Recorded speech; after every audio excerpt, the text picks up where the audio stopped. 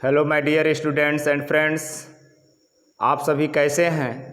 आज मैं आप लोगों को प्रीपोजिशन के बारे में मैं बताऊंगा कि प्रीपोजिशन किसे कहते हैं, अर्थात प्रीपोजिशन का डिफिनीशन क्या है, प्रीपोजिशन का यूज कहाँ कैसे करते हैं, किस स्थान पर किस प्रीपोजिशन का प्रयोग किया जाता है।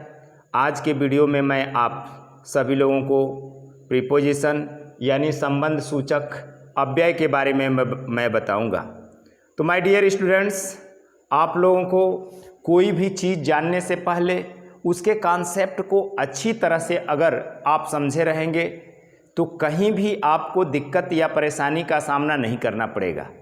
यदि आपके दिमाग में यह नहीं रहेगा कि प्रीपोजिशन क्या होता है, कैसा होता है, क्या काम करता है, तो अगर नहीं समझे रहेंगे तो आपको दिक्कत और परेशानियां तो आएंगी ही।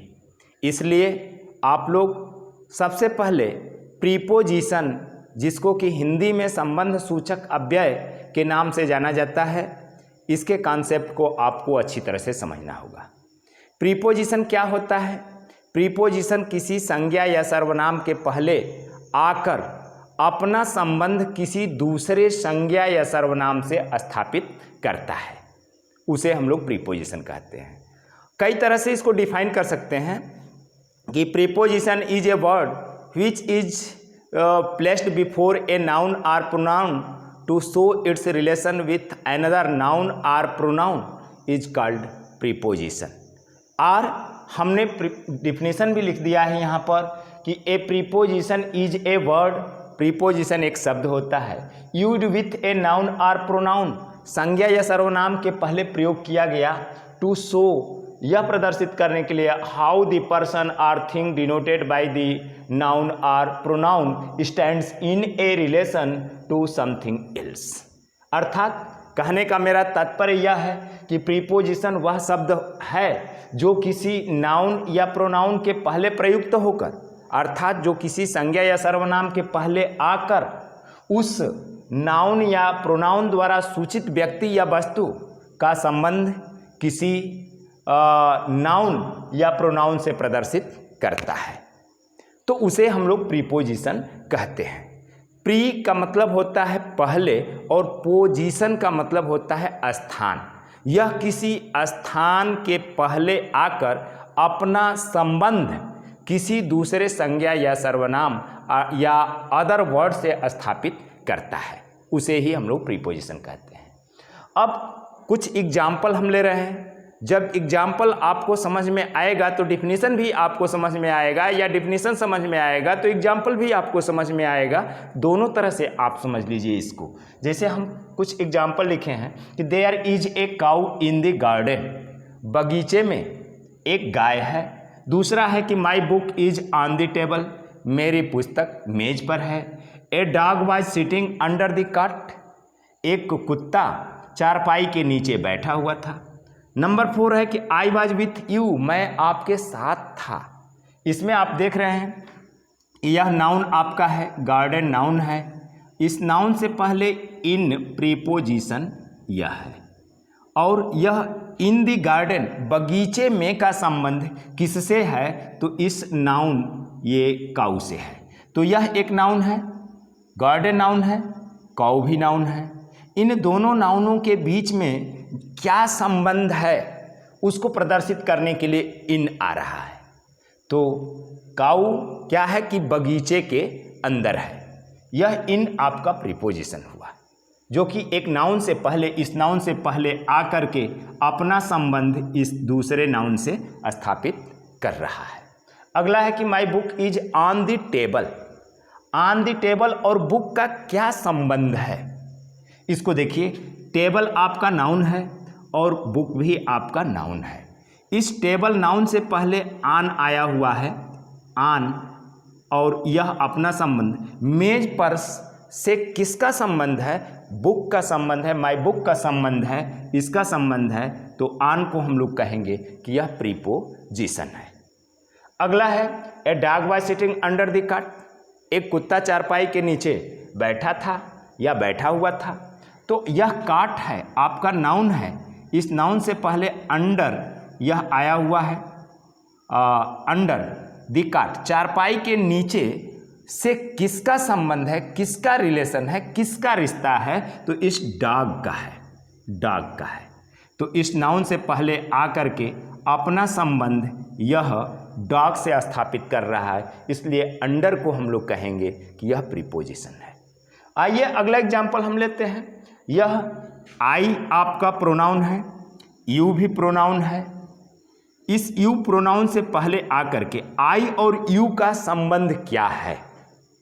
आई का संबंध विथ के साथ है कि आई एम विथ यू, मैं आपके साथ हूँ। तो यू ये प्रोनाउन है और उस प्रोनाउन से पहले ये विथ आया हुआ है और विथ यह आई जो प्रोनाउन है इससे अपना संबंध स्थापित कर रहा है, तो यह प्रोनाउन आपका हुआ। और ये प्रीपोजिशन हुए आपके इन, ऑन, अंडर और विथ, ये सभी प्रीपोजिशन हैं। तो आपको समझ में आया कि प्रीपोजिशन क्या होते हैं। अब हम आपको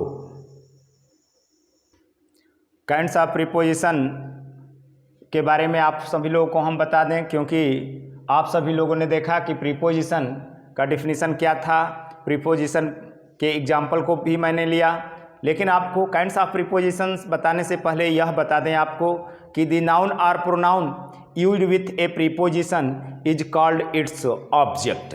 जो किसी नाउन या प्रोनाउन के साथ, जो किसी प्रीपोजिशन के साथ जो नाउन और प्रोनाउन प्रयोग किए जाते हैं उनको उसका ऑब्जेक्ट कहा जाता है। And it is said to be governed by the preposition, और यह कहा जाता है कि वह प्रीपोजिशन के द्वारा गवर्न किया गया है। आइए माय डियर स्टूडेंट्स, आप सभी लोगों को बताएं काइंड्स ऑफ प्रीपोजिशन। प्रीपोजिशन के प्रकार कितने होते हैं? तो simple or general prepositions. Simple or general prepositions अब तक आप सभी लोग जानते रहे, लेकिन और प्रीपोजिशन के बारे में आप सभी लोगों को जानकारी नहीं थी। लेकिन आप लोग देख लें कि सिंपल प्रीपोजिशंस के अतिरिक्त भी आपके और प्रीपोजिशंस होते हैं। सिंपल प्रीपोजिशंस में जैसे ऑन होता है, इन होता है, of, at, by, for, till, with etcetera, और भी हैं इसी तरह से सिंपल प्रीपोजिशंस, जिनको कि हम लोग जनरल प्रीपोजिशंस भी कहते हैं। कंपाउंड प्रीपोजिशंस को कहते हैं संयुक्त प्रीपोजिशंस, जो दो वर्डों से मिलकर के बने होते हैं। ये जैसे अक्रॉस है, अगेंस्ट है, अलोंग है, बिलो है, बिहाइंड है एटसेट्रा इत्यादि आपके कंपाउंड जो संयुक्त प्रीपोजिशंस कहे जाते हैं। डबल प्रीपोजिशंस जो डबल डबल आते हैं, जैसे from with in, from outside, from beneath etcetera, ये डबल प्रीपोजिशंस कहलाते हैं। और एक आता है चौथा जो प्रकार होता है प्रीपोजिशंस का, जिसको फ्रेज प्रीपोजिशन या फ्रेजल प्रीपोजिशंस कहा जाता है। जैसे अकॉर्डिंग टू मीन्स के अनुसार, बिकॉज ऑफ मीन्स के कारण, for the sake of means के लिए, इन प्लेस ऑफ मीन्स के स्थान पर एटसेट्रा, ये आपके ये सब प्रीपोजिशंस पाए जाते हैं। माय डियर स्टूडेंट्स, अब मैं आप लोगों को बताऊंगा कि माय डियर स्टूडेंट्स, आप लोगों को मैंने बताया ये चार तरह के prepositions, simple preposition, compound preposition, double prepositions और फ्रेजल। ये फ्रेजल स्पेलिंग गलत हो गई है, PH हो जाएगा आपका PHRASAL, फ्रेजल प्रीपोजिशंस। ठीक है, स्पेलिंग गलत हो गई थी, H छूट गया था। तो phrasal prepositions according to, because of, for the sake of और इन द प्लेस ऑफ, ये सभी प्रीपोजिशंस हैं। हम बारी बारी से सभी पर चर्चा करेंगे और आपको बताएंगे कुछ प्रीपोजिशंस का यूज, कि प्रीपोजिशंस कैसे यूज किए जाते हैं। सबका हम धीरे धीरे बारी बारी से आप सभी को ये बताएंगे और आपको सीखना होगा प्रीपोजिशन का प्रयोग करना। तो माय डियर स्टूडेंट्स,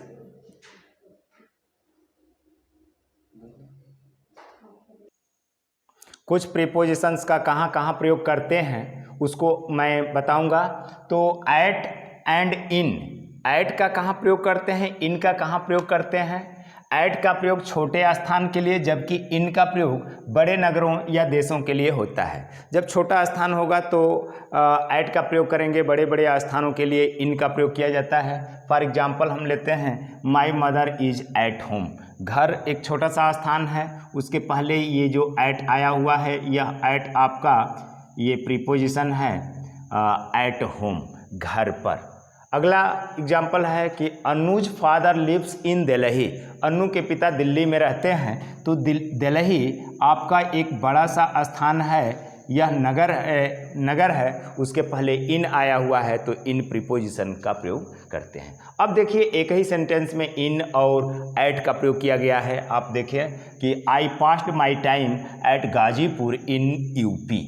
तो गाजीपुर बड़ा है कि यूपी बड़ा है? यूपी में ही गाजीपुर है। यूपी एक पूरा एक प्रांत है आपका उत्तर प्रदेश, और उस प्रांत में एक गाजीपुर छोटा सा जिला है। तो यह छोटा सा स्थान है और यह बड़ा सा स्थान है।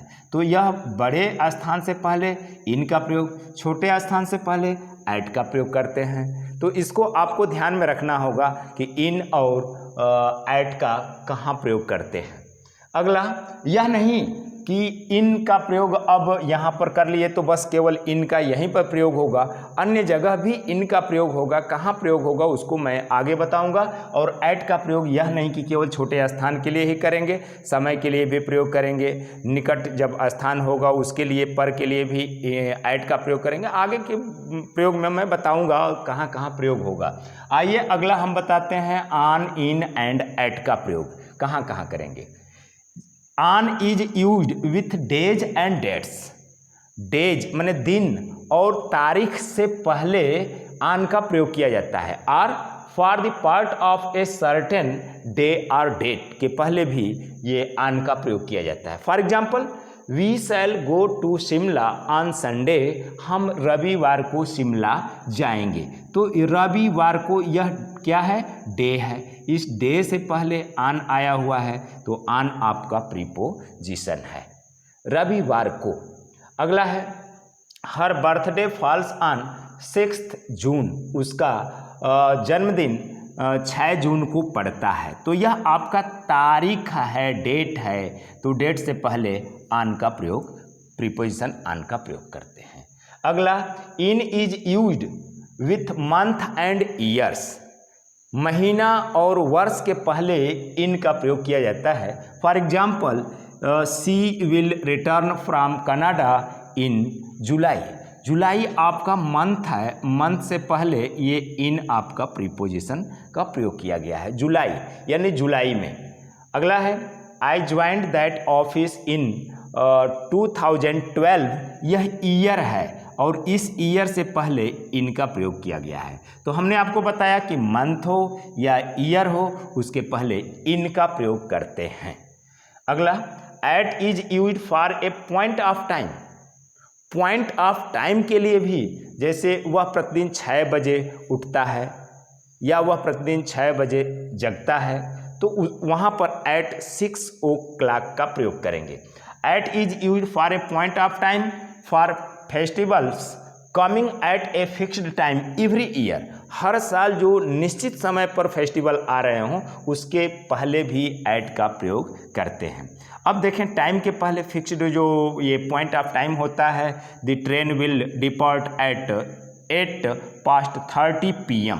तो यह 8:30 PM यह पॉइंट ऑफ टाइम है और इस पॉइंट ऑफ टाइम से पहले एट का प्रयोग किया गया है।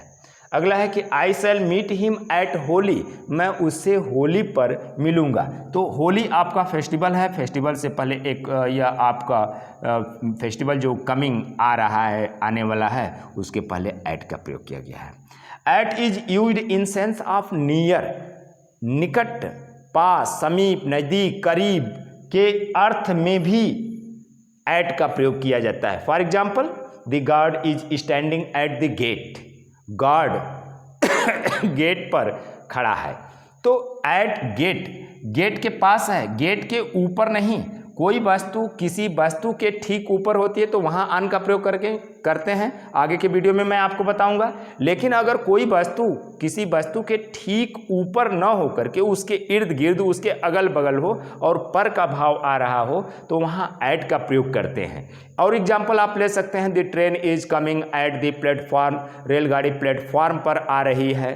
तो रेल प्लेटफार्म पर की अंग्रेजी ऑन द प्लेटफार्म आप नहीं लिख सकते, क्योंकि प्लेटफार्म पर जब ट्रेन आएगी तो बहुत ढेर सारे यात्री वहाँ पर मर जाएंगे, एक्सीडेंट हो जाएगा। तो प्लेटफार्म के बगल में पटरी पर आती है तो वहाँ पर प्लेटफार्म के पास है, नज़दीक है, तो एट का प्रयोग करते हैं। अब और ले सकते हैं, जैसे a boy was sitting at the well, एक लड़का कुएं पर बैठा हुआ था। तो कुएं के ऊपर अगर बैठेगा, ठीक ऊपर नहीं है, उसके बगल में, ठीक उसके ऊपर बैठेगा तो वह कुएं में गिर जाएगा, उसके बगल में बैठा हुआ है। और आगे अब फिर हम आपको अन्य प्रीपोजिशंस के बारे में मैं बता रहा हूँ कि उनका कहाँ प्रयोग करते हैं। 3 नंबर में मैं आपको बताऊँ कि in, within and after का प्रयोग कहाँ कहाँ करते हैं। In and within are use to show period of time in future tense. भविष्यत काल में पीरियड ऑफ टाइम के को प्रदर्शित करने के लिए इन और विद इन का प्रयोग किया जाता है। In is used in sense of at the end of, मतलब समय के एकदम बिल्कुल अंत के लिए इन का प्रयोग करते हैं।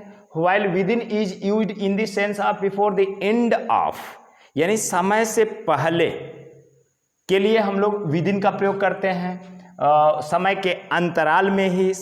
और इन का प्रयोग पूरा बिल्कुल कंप्लीट समय हो जाने पर इनका प्रयोग करते हैं। फॉर एग्जांपल लेते हैं, I shall complete this work in 5 days, मैं इस काम को 5 दिन में करूंगा, यानी 5 दिन पूरा लग जाएगा।